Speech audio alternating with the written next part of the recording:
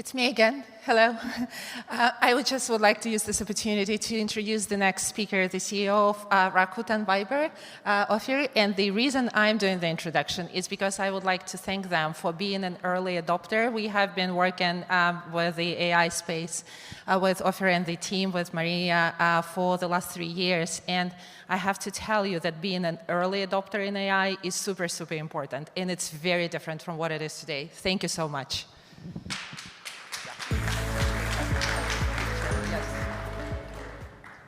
Okay, so thank you, Marina. So we are actually, before all the ChatGPT hype, we've been working with Insightful now, GMS, led by Marina. And we've saw what it did to our marketing, increases of hundreds of % of engagement. So thank you for that, Marina. I think my clicker isn't working. Okay. So I'll introduce myself. My name is Ofir Eyal. I'm the CEO of Rakuten Viber. Rakuten Viber is one of the world's largest messaging apps. We are existing in over 190 countries with hundreds of millions of users. But I'm going to talk today about AI and adoption. Some of you probably saw this slide. This is the slide that shows how much time, how many months it took to reach 100 million users. We can see Viber there in a good spot in the middle, and obviously with the adoption of large language models, it took ChatGPT only 2 months. But what does it mean? It means that AI implementation is expanding in also to business communication, not only personal communication. How does it look like? Where in the past the marketing campaigns would respond using AI or trying to respond to customers' needs, today AI would be used to predict customer needs based on historical patterns. If we look at content creation at scale, so if in the past we needed people to create these types of artists or very different types of roles, today we can use AI to create all the art needed for marketing, or most of it. Also with chatbot integration. So chatbots have been around for quite some time now. And have been used for customer supports, but today with the capabilities of the new LLMs, we can use these chatbot models to integrate to other services. So chatbots can now book calls, book flights, book whatever we want, or integrate with other services. What are the risks with AI? And we talked before about risk. I know it's a large topic, so I'll give you my view of risks and how it can look like in messaging apps like Viber. But before that, so what are essentially the risks? This is a 60-minute article that was done last year about this ethical hacker that cloned the voice of one of the news anchors and used it to impersonate her colleague, ending up with her giving the robot her social security number. This was all done live. Another example, this is Jennifer DeStefano, who appeared before a US Senate to testify for a ransom request she got with the voice of her own daughter, where people have said to have kidnapped her, asking for $1 million. Obviously, it was an AI cloning her daughter's voice, and even the Swift effect has not skipped AI. This is a AI-generated video impersonating Taylor Swift to buy this product, which was all a fake. So essentially what we're seeing is that AI has the lock to our digital footprint, or our digital handprint, which is our voice, our appearance, our mimics. And how does it look like when we start thinking about things that could be more serious? This is another example where ChatGPT was given to solve a CAPTCHA. This was last year, and then he couldn't solve the CAPTCHA, and then he went to TaskRabbit, which is kind of this site that allows you to pay $10 to somebody to do a manual work. And ChatGPT asked a real person to solve the CAPTCHA, and the real person suspected he's talking to a robot, asked him, "Are you a robot?" And ChatGPT said no. So this can kind of give us a sense of the potential dangers of what happens when we let the machines take control.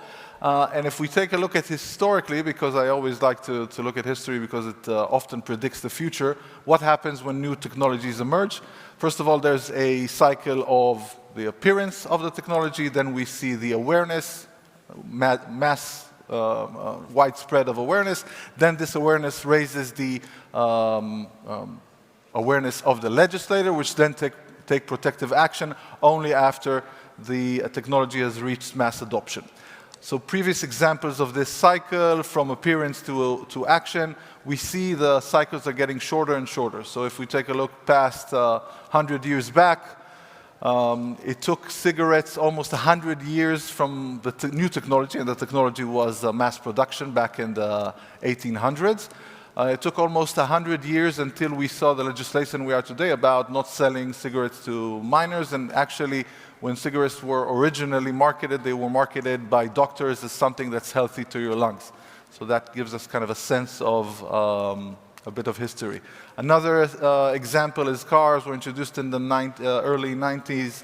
It took almost 80 years until we saw legislation protecting passengers. We can see also these marketing slides with these kids sitting at the back, no seatbelt, no boosters, no crash bumpers. And it took 80 years until we saw the regulation we see today. But we see it's shortening. And the same goes with sugar drinks, with Coke, invented in the 1950s, also marketed by doctors as some sort of cough syrup that's healthy for you. And it took almost 50 years until legislation today on the selling and promotion of sugar drinks in US schools.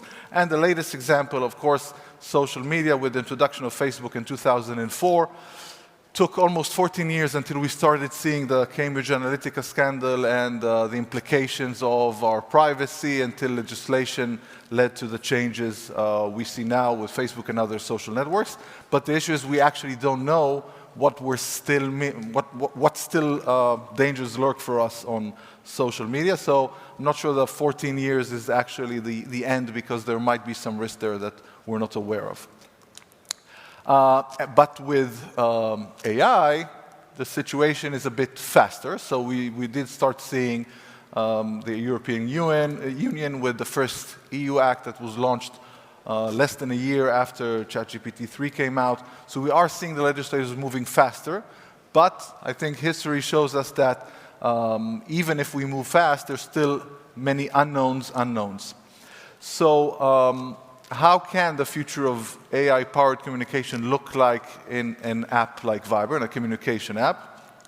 One example could be we might be seeing AI detectors in all chat apps. Like we remember back in the 80s, we used to use antiviruses on our computers to make sure we're not downloading a virus from the internet. Same would go with chat apps. I'm pretty sure most of the chat apps will have some sort of antivirus to verify you're not talking to a bot. We can also use this to our advantage. So if we're going to analyze text and content, we can also identify malicious human intent. So we can use AI to identify that the person is not talking to an AI, but still he's talking to a person, which could have malicious intent, like a scammer, somebody wanting to get your credit card. So we could use AI to protect us from humans, not only AI. And if we already have this technology, we can use it to identify mood detectors. So, for example, if the AI knows how your boss usually responds, and now he's responding a bit differently, the AI might tell you this is not a good time to ask for a vacation. And last, before the last example, we can use computer vision and other AI mechanics to identify activities within large Viber groups or any messaging groups. In this example, to split a bill between a group of roommates or friends, everybody pays for something else, and then the AI kind of sums it up and tells who needs to pay who and how much. And last example on this is, I'm sure we all have these family chats with tons of messages. Wouldn't we all like to have a chat summary that tells us exactly what we missed and if we got in trouble with our mom? So this is actually being launched on Viber very, very soon. So what does it mean for the future of business communication? I gave a few kind of tips and thought teasers, but actually I think this answer is mostly unanswered at this moment. Thank you very much.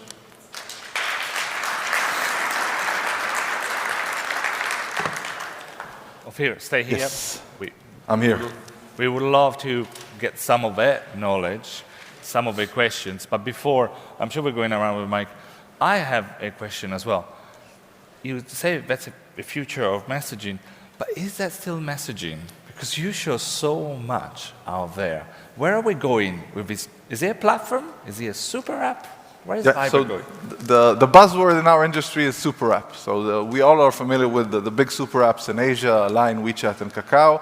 And in the rest of the world, there's still not a single example for a super app that does everything. But Viber is certainly on the way. In some countries today, like Greece, we are a super app. We offer payments, we offer messaging, we offer business communication. So that is where the Viber way of becoming a super app is actually being a utility app, which means we will allow people to transfer money between them, pay to merchants, and also to discover businesses around them. Now, before one more questions, and then I see some hands up. Your background, you're now a CEO, but your background is in products. You used to be the product guy. So which part of this is your favorite? It's the unfair question. Which part of this development, of what you say, of VI is the one you like more? We're not allowed to have favorite kids, but you should pick one. So that's correct. My background is product. So as product people, we like to release a lot of features, and I think for Viber, to some extent, it is advantage and disadvantage because we release so many features that the apps sometimes feel a bit crowded. So all of these were kind of, like you said, the children, but I think the things that I'm proud of the most we have on Viber is bringing stuff first to the market. So we're one of the first apps to have the ability to delete a message after it was deleted, to edit a message after it was deleted. We're the first to launch channels and communities, and now with this AI chatbot summary, we're also going to be first. But what we learned is that the trick is not necessarily to bring the new technology to the users, is to bring it in the right context, because users don't care about technology. They don't care about the fact that we're using ChatGPT 3 or 4. They want to know how it solves their problem. So if it solves a need to summarize a long chat, they're happy to use it. But just for the sake of trying out AI without the context, we see that the adoption is very, very low. We have time for questions. Will anybody have? Oh, we do. We have quite a few.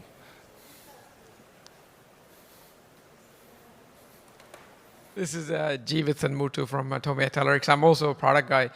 Very good presentation. Just occurred to me as you're bringing a lot of innovation, powerful stuff on the head end or the back end of your application. Maybe a bit controversial, but have you thought about adding some support to RBM, rich business messaging, some of the capabilities that you're bringing in here? Because that is evolving from an SMS perspective into a rich communication channel, and there's a lot of users already there. Maybe there's an aspect of your application interacting there as well. Something to think about. Yeah, it's definitely something to think about. Thanks for the question. We actually have our own rich business messages. So it's a product that exists in Viber for over 7 years, generating tens of millions of dollars. So I'm proud to say that Viber was one of the first to identify the need for true business messaging that's not SMS-based, with a call to action and rich messaging. And it is a product we're selling for the past 7 years, but we cannot neglect or kind of shut the eye to what's happening with RBM and what's happening with RCS today in the world. So I expect us to see going into that direction as well. Yeah, Michael Becker, with the AI, how do you see the copyright and legal issues happening around the use of AI for marketing, and how does the average person deal with that? Yeah, so it's a good philosophical question, because I don't know if you guys know, but the couple of news outlets sued ChatGPT and won. In some of them, in some cases, they didn't win, because what happens, these large language models need to train on data, and then data is owned by the publishers. So I think Reddit now closed a couple of $1 million deal to sell their data for ChatGPT to train on it. So the issue of copyright, I think, is a tricky one, because on one hand we can say we're all inspired. So I think was this artist that show that you can use the same accords to write every pop song now. So you cannot say that even humans are influenced by culture. So if the way humans are influenced, the large language model could be influenced as well. So you need to prove that there is actual copyright infringement. My personal belief is that, yes, the creators of the content should be compensated for a large language model being trained on their data, because these companies make billions of dollars. OpenAI make a lot of money out of data that was generated by somebody else. So how is it different from a human being influenced by something he sees online? I don't know, but if you ask me, there should be compensation for such influence. Great. Do we have more questions for Ofir? Anybody? Oh, we do have over there. But if you could get Ron, well, we know you on mic, and if you, he's coming and introduce your name and your company.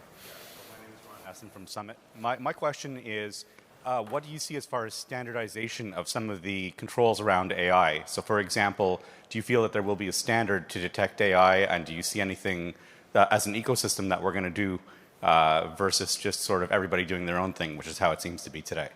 Yeah. So I'm pretty sure there's going to be standardization, and we see it across the industry. So the same way all cigarette companies are required to write something or a notice and advertising.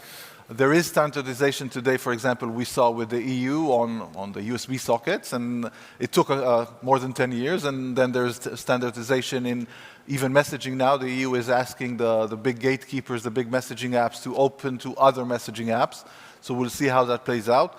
Yeah, I'm pretty sure that it will take time, like I showed, between the cycle of appearance to regulation, but I'm pretty sure there would be some sort of standard where the AI companies will be forced upon a simple unified question, like, are you a robot, to give a very clear answer, yes or no, because otherwise the companies might try to avoid that by giving answers which are vague or having different types of questions.